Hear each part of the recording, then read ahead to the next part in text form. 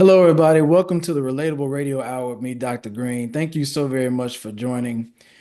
Tonight, we have a very special guest and a reunion of some sorts because I'm reconnecting with someone that I went to college with, and we have a lot of history just in going in the same space and just a lot of stuff. So, this is a really momentous occasion for me right now. But I'll introduce her in just a second. But we're going to be talking about a lot of different things because I think one of the things that I'm tasked with as a life coach is having people to uh, be able to be in different spaces and different places in life, different careers, different paths, things that people don't generally get in. So we're actually going to be talking about something that we've never really talked about on the show with someone who is doing something a little bit outside the box. And she has a lot of information to share with you in the context of what she does. I just thought it was a great idea, just bring her on to just kind of share her knowledge and things that she's doing to share with us and to broaden our minds and scopes on things that we probably never even thought of because it's a lot of things that I don't know. So I'm looking forward to this discussion. But I want to welcome to you all a great friend of mine, Seneca Herron. How are you doing, Miss Seneca? Thank you, Sherman. I am doing great, I and thank you mean, for inviting me on your show. I am super excited, and as Sherman mentioned, this is somewhat of a reunion. It has been, oh wow, a long time long since we've time. seen each other since college, but I'm happy that we've been able to, kind of pick back up where we left off. And Mhm. I am so proud of you for all of the things that you've accomplished and what you're doing and how you're disseminating this information out there and getting it to the right people. So again, thank you so much. I Mm. really appreciate it. And I'm looking forward to a very informative session. Like you Yeah, said, this is probably something that people aren't really thinking about, but after this session, I hope that the viewership starts thinking about it and then Mhm. implicate taking some actions in order to, make it better. Yeah. Well, thank you so much for all of the comments and compliments just then. I mean, the same to you. You've just done so many things. You've been sharing with me the types of work you've been doing and the spaces you've been in. Incredible. So thank you so very much for just being on the Absolutely. platform to share all those beautiful things. But tell the viewers a little bit about yourself and what's brought you here tonight.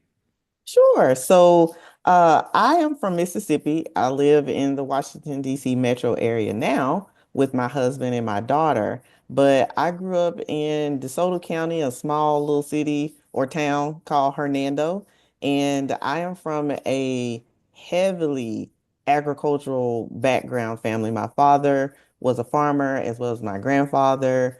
We grew up playing in the fields and gardens, riding tractors, all of the stuff that you think about when you think about agriculture and farming. And that was how I grew up. And so I ended up going to Mississippi State University. Shout out to Mississippi State. And I Wow. majored in agricultural economics. And from there, the sky has been the limit. I have had the opportunity to work in academia, in the private sector. I've even worked at USDA, which stands for United States Department of Agriculture. And now I am leading my own nonprofit foundation that supports Black farmers across the United States. And we kind of work in three areas: technical assistance, um, access to capital or resources, and creating new market opportunities or connecting farmers to market opportunities so that they can experience economic viability and profitability, and so that they can have farmer livelihood and well-being. When farmers are doing well, the communities that they serve are doing well, which kind of, goes into a lot of the conversations that we've had prior to this on the struggles of Black farmers. And you can't really talk about American agriculture without talking about Black agriculture and Black farmers, and what they've had to endure with racism, discrimination, denied access. The historical context of it is very horrific. And it is something that, a lot of folks don't want to talk about, but we got to talk about it, Mhm. because in a certain sense, they're still experiencing a lot of those same barriers today, but it just looks different. It's not as blatant and open as it was before, but our farmers are still experiencing discrimination. They still don't have access to certain things, or they have a hard time getting access, or even with market opportunities. I remember growing up, my father used to always tell us, no farmer puts seeds in the ground to not have a market to sell it to. So when you think about that in a sense of what these opportunities are, and without having those opportunities, a lot of farmers are working their farm, but they also have another full-time job in order to support their farm. And so they're doing double duty, or they don't have the bandwidth, they don't have the ability to source out help, and so they have to farm part-time. And even with that, a lot of our farmers are operating at a net negative loss, as opposed to seeing profitability year to year. Wow.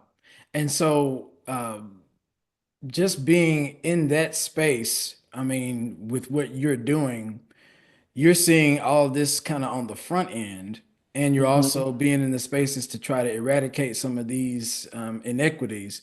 Talk to us a little bit about the day to day that you have that kind of puts you in this space and, allows for you to really be at your full element in trying to, work through this particular this inequity that's been going on. That's a great question because every day is a little bit different. But most of the time, in my role, I'm a servant. I'm serving at the pleasure of the producers. And so I spend a lot of time talking to different producers, assessing their needs and what it is that they are looking to do with their farming operations. What is it that they're having problems with? It's all about problem solving. Mhm. Sometimes people just want you to sit down and listen to them and help them to do what it is they want to do, not what Seneca thinks is best for them. I can Mhm. give them, my thoughts on, hey, you may want to consider this, but at the end of the day, it's the farmer who has the final say. So listening to them and then thinking of strategies, me and my team, around how we can help them, whether that's connecting them to university extension, whether that is connecting them to others in the ecosystems that we have, such as someone that's working with finances or the financial side. Or let's say they're looking for market opportunities. Well, what market opportunities do we know about that we can connect them with some of our partners? And I want to put a pin there because I want to make sure that I say this. There are a lot of charlatans out there. And so Mm. when we're working with farmers and making connections, those are folks that we have vetted. And those Yeah. are folks that we know are 100% committed to equity and who actually want to help the farmers. We don't ever want to put farmers in a position where they're taken advantage of.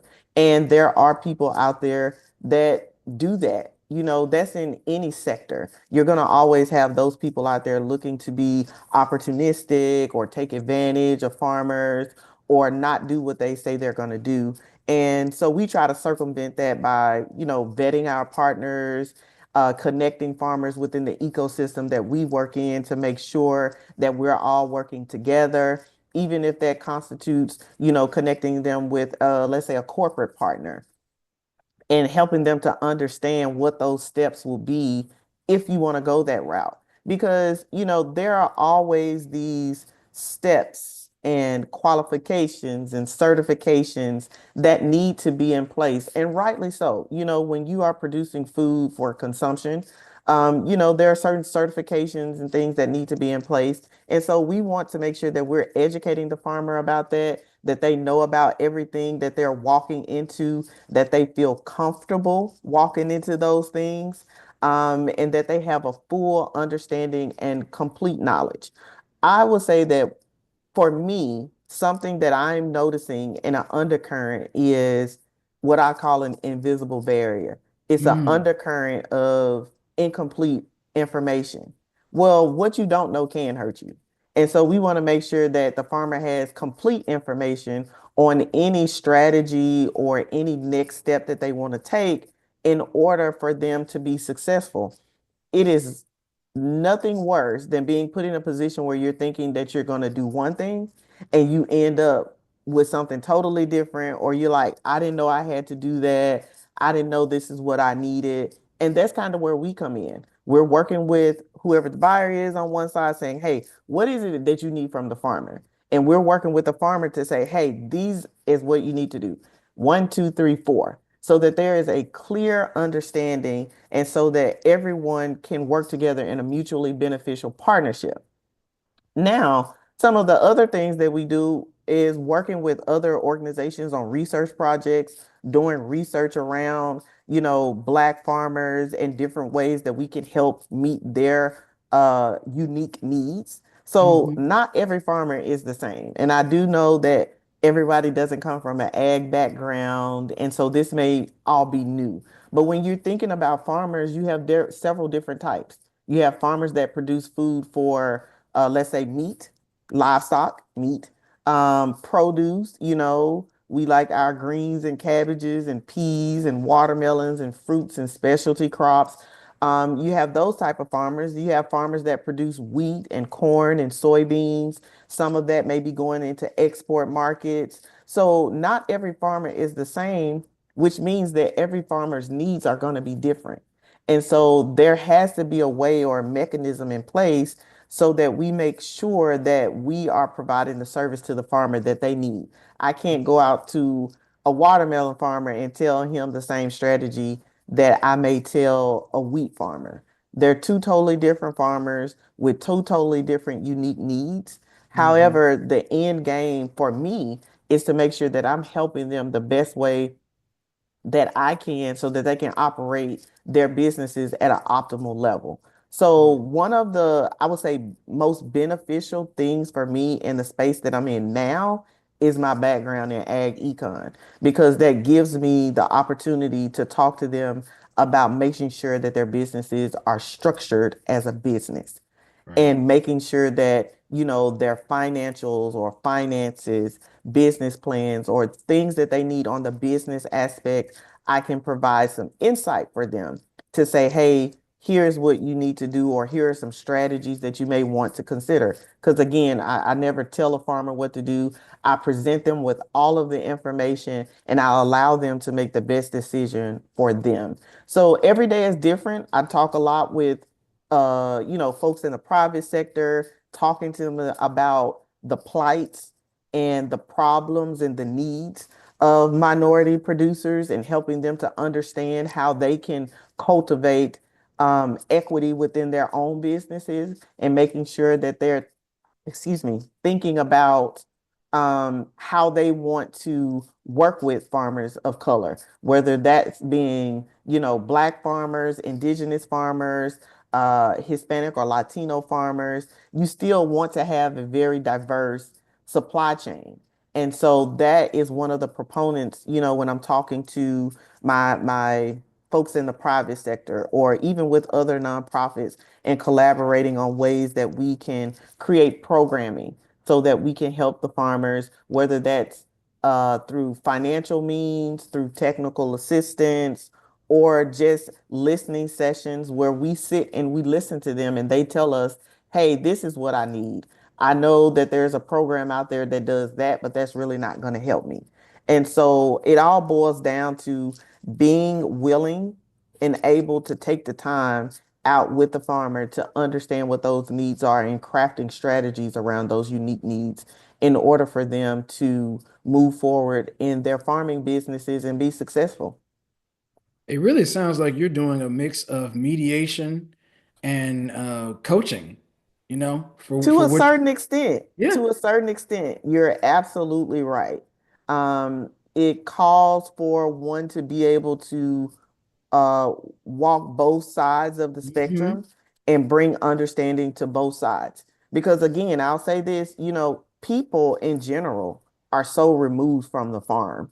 Most people don't know how their food is produced, what it takes to produce the food, let alone how much the farmer is receiving for a price for that, and also what that looks like for the consumer. So I want to back up one moment because I want to make sure that I am articulating to your viewers how important it is to support Black farmers. So I'm going to throw out a couple of statistics here so that we can kind of do some level setting. USDA does a census of agriculture, and for the 2020 release, which is the most recent release of that report, they reported that there are approximately 46,000 Black farmers in the United States. Um, that is really small. The total number of all farmers in the United States was a little bit over 3.3 million.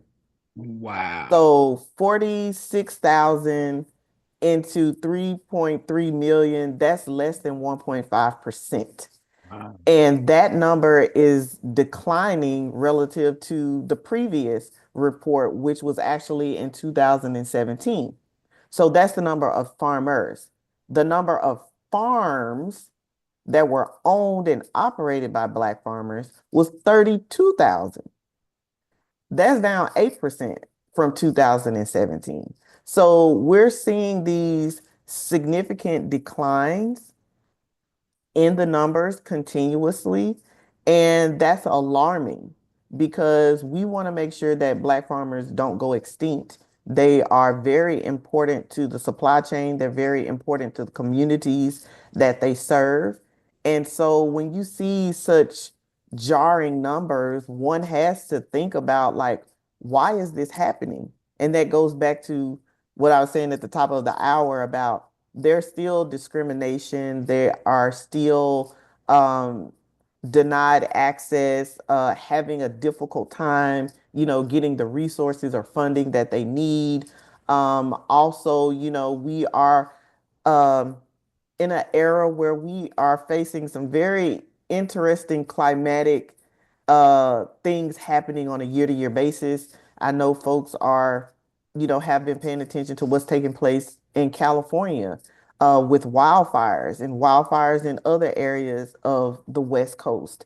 But in the summertime, we're dealing with some drought, in some huge agricultural areas in this country, as well as we're seeing an increase in hurricanes and tornadoes, and all of these things are happening, but we're seeing them at a worsening level. So in addition to all of the discriminatory and denied access, you're having to face climatic changes as well.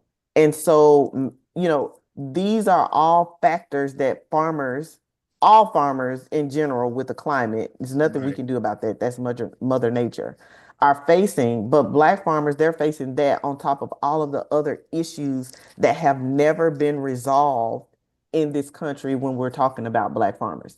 And so they are under a lot of duress.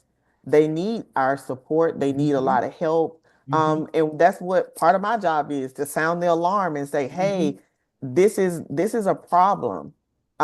We need to make sure that we're enacting measures to protect these farmers, but also leveling the playing field so that they can have the adequate support that they need in order to continue to grow and expand. And the next generation behind them will want to take up the mantle and move forward.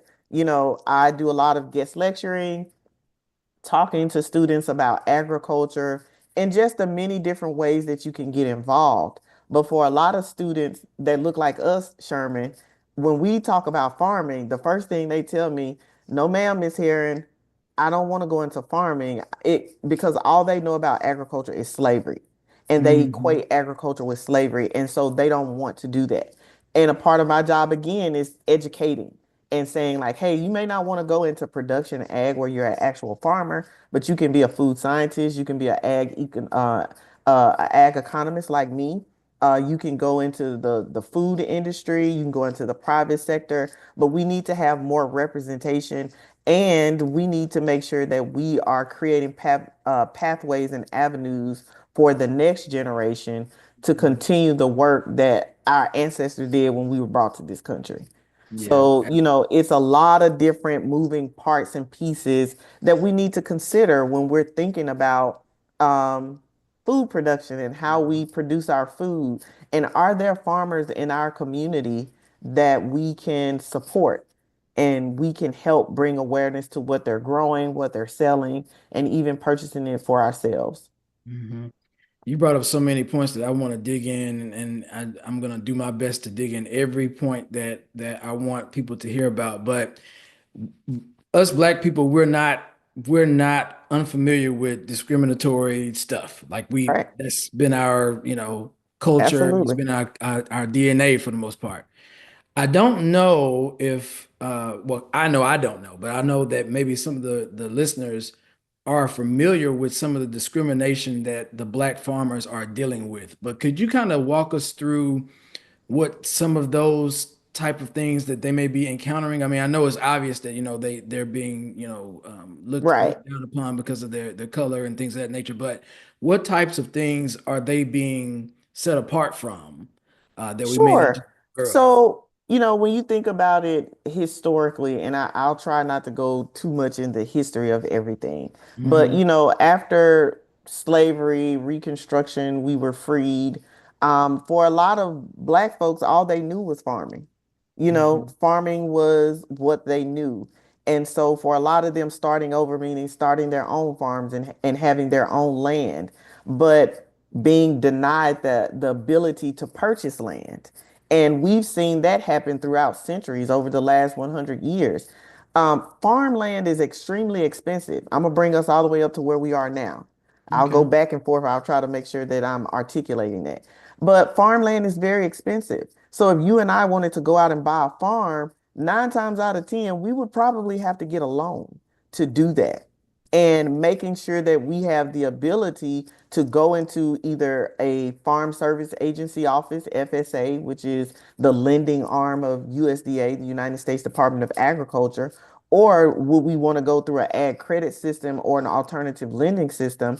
But for our parents that lived through the civil rights era and our grandparents who probably lived through the Great Depression and the hard times after that, it was very difficult for them to even walk into a bank and get a loan to buy land, let alone try to, start a farm on their own. A lot of our grandparents were sharecroppers, meaning they were working for someone else for a share of the crop, so those type of discriminatory, and being in the South, we're from Mississippi, we know the term Jim Crow. Hmm. Those Jim Crow measures, denying those access to markets or those opportunities that other farmers may have had, traditionally white farmers. Or when we think about access to information or the different programs, for a lot of Black farmers that I've talked to, there are so many programs out there, Sherman, they don't know about. They have no idea. Nobody's coming and talking to them about these opportunities. They don't know where they're supposed to go, where they're supposed to sign up, who's going to help them to sign up for these programs.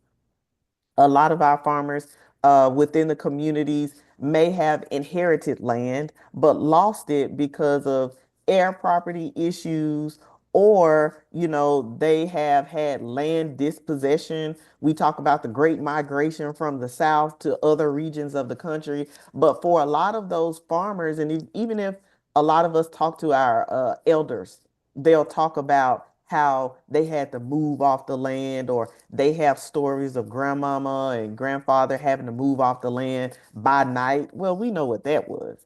Hmm. I've had, talked to my aunts and uncles and even my grandfather before he died about how a lot of people's land was taken from them or it was stolen from them. But, also thinking about those denied uh, abilities for USDA loans. And so USDA has a history, a notorious history for discriminatory practices against Black farmers and other minority farmers.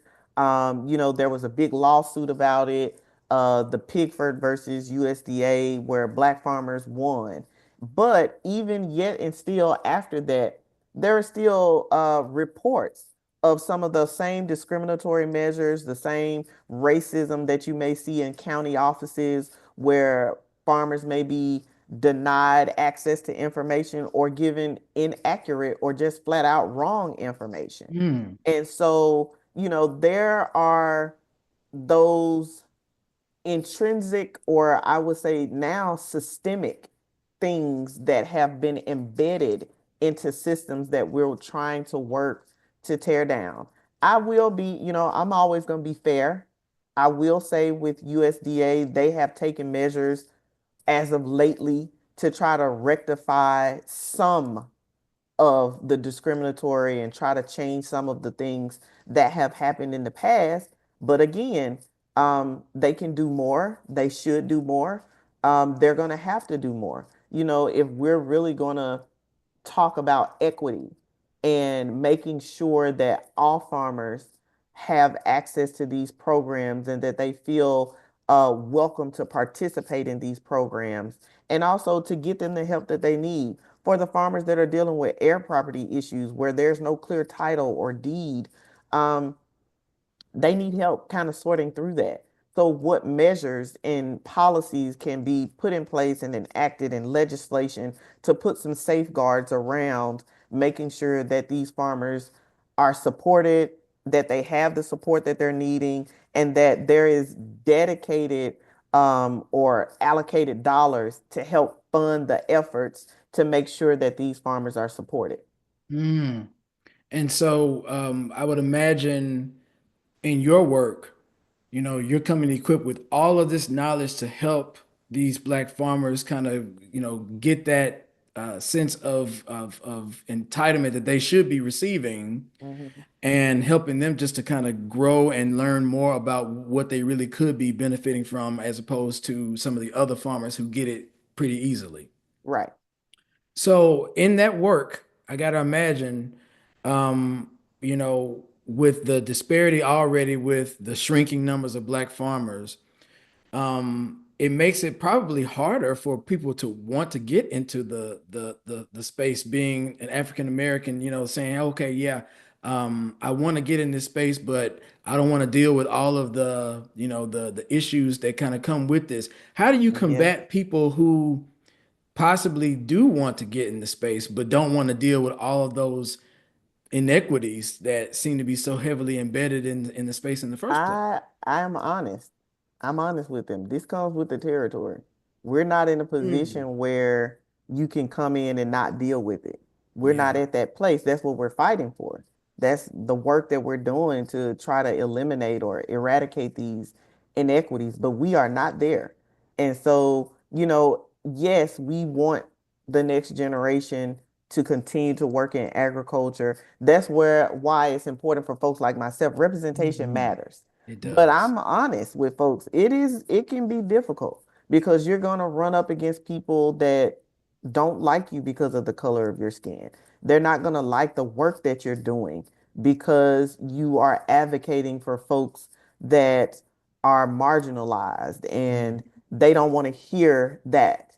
And so you have to have thick skin. You can't just think, oh, I'm just going to go into it and it's going to be great and it's going to be all roses. Absolutely not. This is a fight.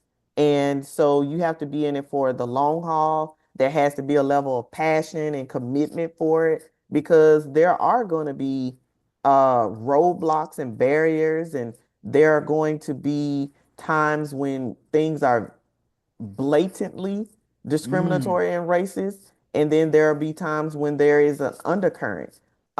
We aren't being hosed down, and we're not having dogs sicked on us, and we're not being beaten with bats, and we're not being arrested in streets. However, to a certain extent, we're still experiencing some um, very much undercurrent of discrimination and racism in the work that we're doing.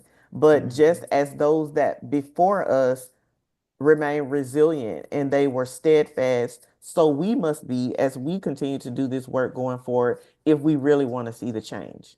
mhm. Something else that you mentioned that I think would be good to highlight is how we get our food. I haven't thought about that. I've never thought about it when I'm slicing that steak. I don't know where it came from. I don't ask any questions. I eat. But talk to Yeah. us a little bit about just that space alone and just that black farming aspect and how you mentioned something, how important it is to have black farmers in particular.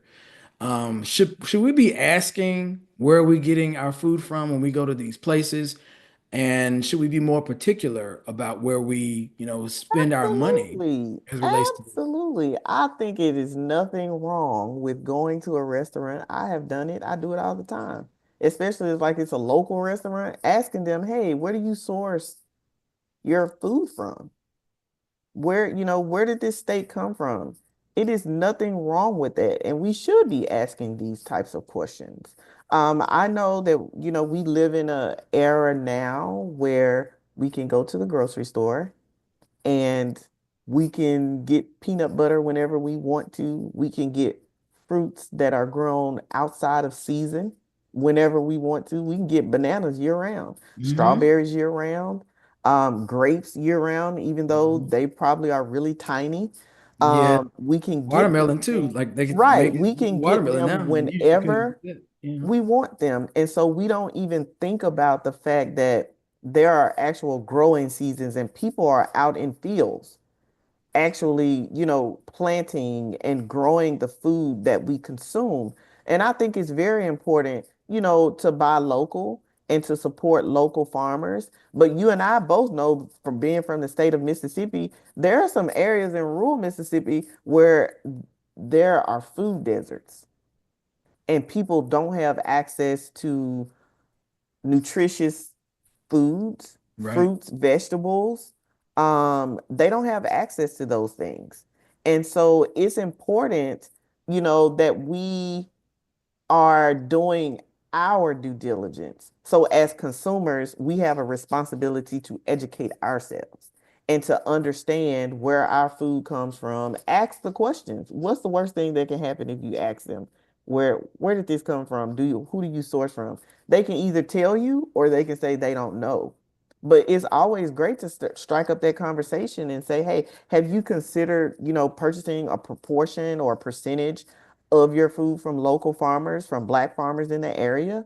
And, you know, having a conversation around it and bringing it to the forefront. Because a lot of times, some people, they don't even think about it. They don't even Hmm. know that there are farmers in their areas that they can source from. And so, when we're thinking about food production, we like to eat our steaks and chicken and pork chops and our vegetables and all of Hmm. those things. Somebody has grown that Hmm. and somebody has toiled to get that food to a place that it can get to your plate. I always say, we should thank farmers.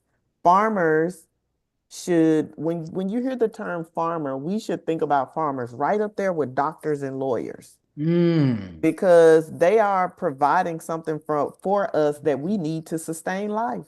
Yeah. And You we don't know, do that. We we should don't. think about that. A lot of times when you hear the word farmer, it's a negative connotation Hmm. with it, and it's almost like people look down on Hmm. farmers, but we should actually hold them to a high esteemed status because they are growing the foods that we eat. Hmm. And those are the individuals that are supporting our communities and that are helping to feed us. I think COVID opened our eyes to a lot of things. It did. And thank God for the small farmers that were in our communities that had the ability to share what they had and who had the ability to help those that needed, support during that time. And I think that it's very important for us as consumers not to forget that and not to forget farmers and to think about those marginalized farmers. Again, those numbers are shocking. Less than 1.5%, 46,000 out of 3.3 million. That is Hmm. minuscule. Hmm. Why has that number declined so much over the last 100 years? 100 years ago, I think it was about 900,000, close to a million Black farmers. Oh, wow. So, over 100 Mm. years, a century, we've fallen from almost a million to around 46,000. So the call to action, is important, but it's important that we all know these statistics and that we talk to people about these statistics and we think about ways that we can support farmers and what organizations outside of Freedom Heirs Foundation are out there that are supporting farmers. One farmer is in Jackson and she is doing absolutely fantastic. Her name is Dr. Cindy Ayers Elliott. Um, she is a former Wall Street executive who turned into farmer, came back to Jackson. She is the CEO of Footprint Farms. I think it's about 68 or 70 acres. And she's doing a marvelous and fantastic job of supporting the community. She has so many accolades that, I'm not even going to try to go down the list, Wow. but she is one that is doing work in our own, in our own state and she's uplifting the voice of the Black farmer. She is a Black woman. So just imagine what some of the things that she's had to face. Number one, being Black and being a woman. Because Oh, let's not forget, agriculture is a male dominated field. yeah. Yeah. So the Yeah. percentage of women that are in agriculture Hmm. is even small. The percentage Hmm. of women that are in ag econ, like me, an ag economist, are very, very small. But yet and still, it only takes a few in order to be able to start or be the catalyst for change.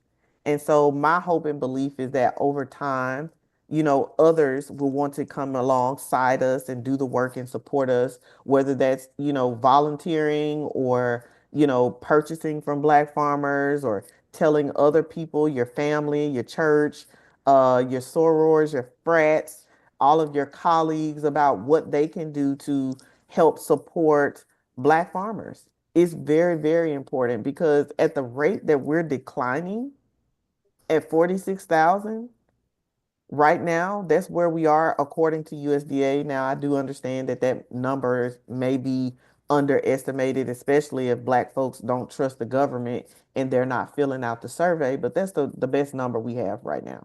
But at the Wow. rate that we're declining, we don't want to become extinct. We Mm. don't want to be in a position where there are hardly no Black farmers. We want to make sure that that ancestral knowledge and the ability to work the land, the ability to toil the land is still there for the next generation. And I always say, and I feel like for all Black people, we have a connection to the soil and the land. Those of us whose ancestors go back to slavery, it's in our DNA. Hmm. It's inherent to who we are. And we can all connect back to that. We don't necessarily have to go back into farming, but we can connect back to that through ways of support. And Hmm. I think that's very important. So, my call to action for your guests, the viewers out there that are listening to us have this conversation, is find ways to support. If you don't know ways to support, please reach out to me. I am more than willing to answer any questions that you may have or even connect you with other organizations that have the ability and that are doing some great things in our communities to support and uplift Black farmers. I think that's definitely needed. People will need to know how to do that because we are so disconnected from Hmm. that. So I think that's a really good tidbit of advice to give. I'm definitely gonna take that on as well. Um, you just said something just really powerful to me. Is just that we should have that connection, from our ancestors to the soul. And I feel like you and I spoke on this, but there are certain things that we brought to the whole farming industry, right? Certain Yes, yes, vegetables, certain things that we brought. Is that? absolutely. That is absolutely true. And I want to take this time for us to do a little exercise around reframing the terminology or the story around slavery. What we have been taught growing up was, slavery in a sense of we were less than and Hmm. we didn't have the ability to know and to understand. I want us to change that and not talk in that way about our ancestors anymore. Um, to be enslaved is to be enslaved for a purpose. So the reason we were enslaved, they didn't just bring over, folks from Africa over here. They brought over architects, the pyramids, Hmm. Think about that. They brought over agriculturalists, they brought over smart people, architects and astronomers, and all of the things that were taking place in Africa at that time. Hmm. Along with that were crops that rice, corn, peas, cattle, those things were inherent to the part of Africa, depending on, where those trades were Hmm. taking place. But they didn't bring us over here because we were less than. They brought our ancestors over here because they were extremely smart and they knew how to live. And Hmm. Africa was a continent of abundance, and it Hmm. was a continent that was full of prosperity.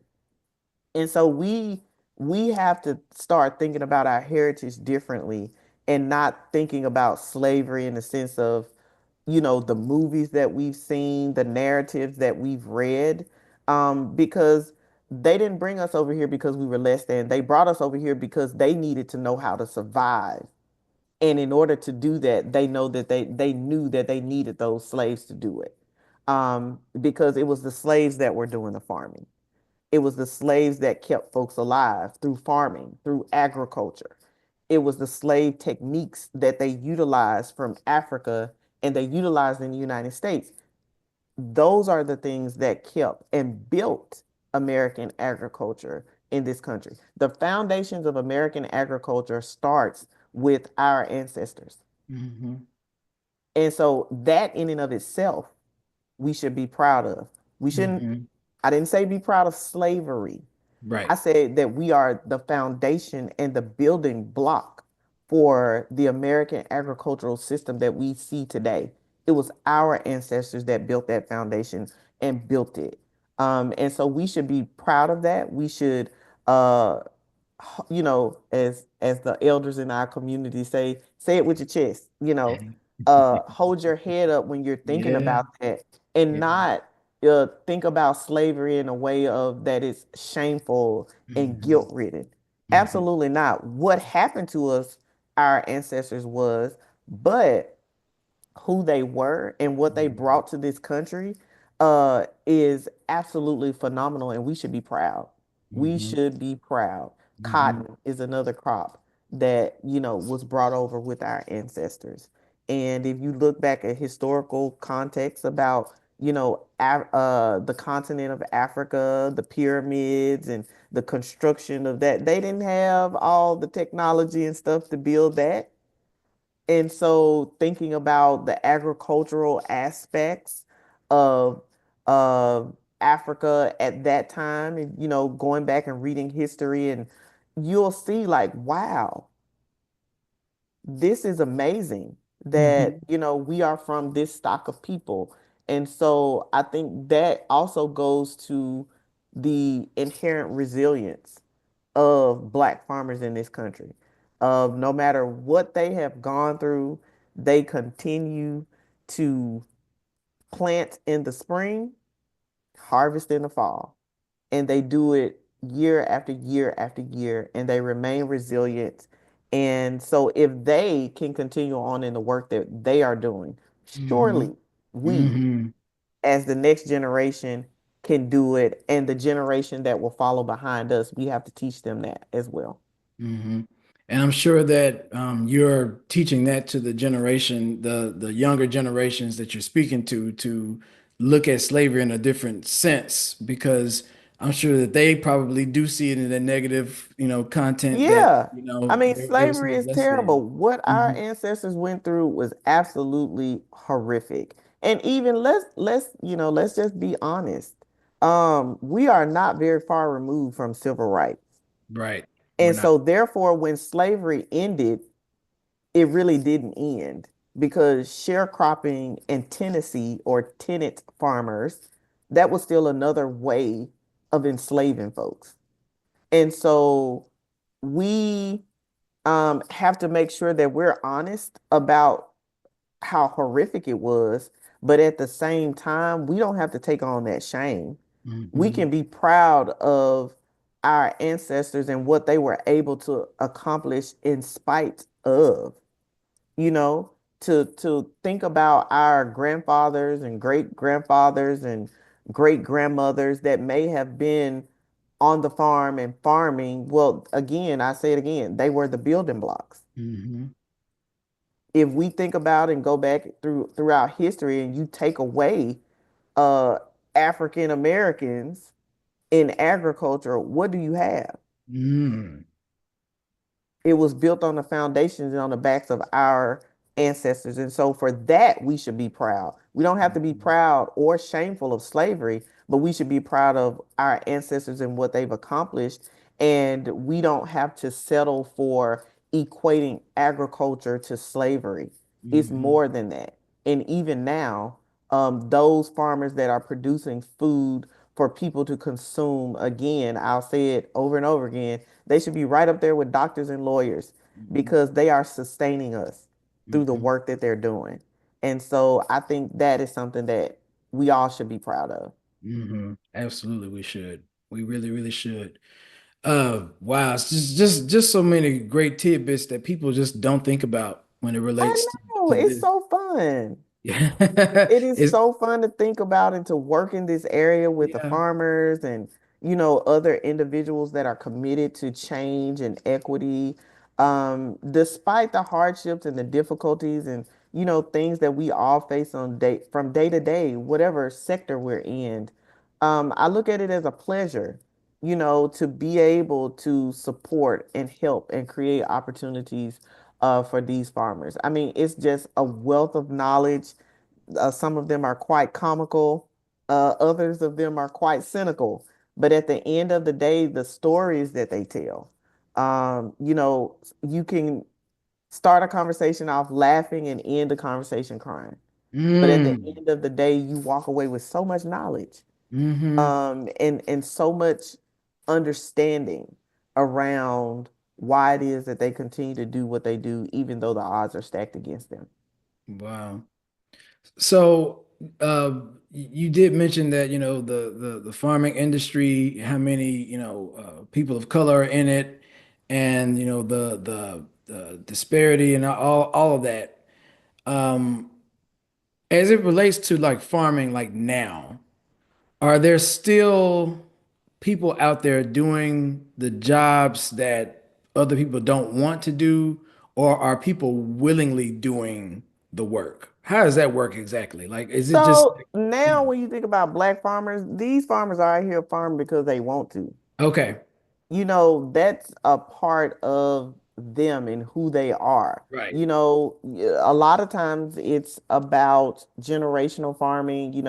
Their parents may have been farmers, and their parents were farmers, and their parents were sharecroppers. It's because that's what they want to do. They Right. have a love for agriculture and a love for the land and for the soil. Okay. And then you have, younger folks. You got a lot of young farmers that want to farm, but they don't have access to it because they're not able to purchase the land, Yeah. or they don't have a guaranteed market to sell to, or, they don't have the necessary technical assistance to help guide them through the process. And so, there is a contingent of young farmers that want to farm, but at the same time, they need the same support and help too, because Mhm. agriculture is a capital intensive sector, meaning, it's a lot of upfront costs, machinery, Mm. seeds, any type of fertilizers that you may be using. Are you going to be an organic farmer? You got to get organic certified. That costs money and it takes time. So there are a lot of different questions that one has to ask themselves before they get into this business. It's like it says in the Bible, you got to count up the cost. Hmm. But at the same time, I think now the people that are actually doing it, they're doing it because they have a love for it and they Hmm. want to continue to do the work. And they want to be able to pass their farms down to their grandkids and their great Nice. grandkids. What are, I say three. I'm gonna ask for three things. What are three things that you think Hmm. we as the viewers, we as Black people, we need to take away as it relates to agriculture, Black farmers. I mean, I asked the question about, should we be asking where we get our food from? Like, Mhm. what are three things that you would recommend that we take away from what you've shared with us today? Three things. It's a lot of things. Let me try to narrow it down to three. Number one, I think you brought up a great question or statement around in conversation style when you're out and about, Hmm. ask, where your food comes from and whether or not they're sourcing from minority farmers, black farmers. Also, I think it's very important, we shouldn't always put all of the onus or the workload on the farmer. We as consumers have to educate ourselves. Hmm. And what I mean by that for the viewership is, take some time to learn about some of the great things that a lot of black farmers are doing now. And I'll kind of give a list of some great organizations and great folks that people can kind of Google and learn more about. But educating ourselves on our own history and how it relates to agriculture and food pathways and the significance that our ancestors have even had on traditional food dishes in this country, I think is very important. And then lastly, I think that it is very, very, very important for us as a people to think about agriculture and food, but also what we're consuming and how we're consuming it in terms of our health, making sure that we are consuming nutritious, dense foods when we can, and just understanding and supporting those local farmers if we can. If you don't have any local farmers in your area, it's okay. There are other ways to support, online giving or doing a subscription box or buying something one time. There are just a plethora of ways, but I think those would be my top three. Hmm. Um, and in no particular order, but I do think it's imperative for us to really educate ourselves on our history and what we as a people mean to agriculture in this country. Hmm. Because Absolutely. we cannot talk about American agriculture without talking about Black agriculture. Hmm. Our ancestors are the building blocks. Hmm. I'm so glad you shared that with us tonight. Yeah. Because that's such a focal point of our history, is what we've brought to agriculture. And I mean, I can probably say for a lot of people, they probably never would have said or even thought of it in that way, but that is exactly what that represents. Mm-hmm. And I just really applaud you for the work that you're doing. And I can only think of the types of conversations you're having in other spaces. But this is a not related question, but it's a question because I gotta ask it because probably going toe to toe with a lot of stuff in this industry. But Mm-hmm. what is one word that personifies who you are? Resilient. Mm. And I say that because you know me, we go way back. I do. And to I do. be, Like I do. Yes. yeah, to be a black woman in a male dominated field, and I'll even go so far as to say white male dominated field because it is. And to be able to do the work that I do, and even just to have the career as long as I've had. I've been Mhm. doing this for 20 years now in agriculture. And I have faced a lot of things, a lot of things that I didn't think I would. I've had things said to me. I have experienced a lot. However, it was always inside of me to keep going and to keep the main thing, which was, being able to go back and to support people that look like me. And not only that, to bring people along that look like me. I Mhm. love to do a lot of mentoring, especially with black women, the younger young ladies that are coming along behind me in ag fields to support them. Because when I was coming through the ranks, it wasn't a lot, like we were all kind of coming along at the same time. And so for me, you have to be resilient. You have to have thick skin. This work is hard. It's not for the faint of heart. It's not pretty. It is something that you definitely have to have a passion and a calling for. Mhm. But yeah, if it could be one word, it would definitely be resilient. Mhm. You got to be I able to can, bounce back. yeah, I can agree with you more. I mean, just knowing you before you even got to this place, that was who you've always been. It's always who I've known you to be. So, I don't think there's another word that, kind of Well, thank fits that you. for me. So, Keep me thank you. honest. Absolutely. It has Thank you, been a Seneca Herron, pleasure. for joining the show and just sharing so much knowledge and information. I know that people probably are walking away from this conversation being like, "Wow, I just never knew that," or "I didn't even think of that," or "She's absolutely right." Like I can just imagine the epiphanies that you have dropped on people Absolutely. tonight. And thank you for inviting me. And if Oh, I no may problem. kind of just give a few organizations that people Absolutely, can yes, check because you did out, want to share that. Yes, please um, do.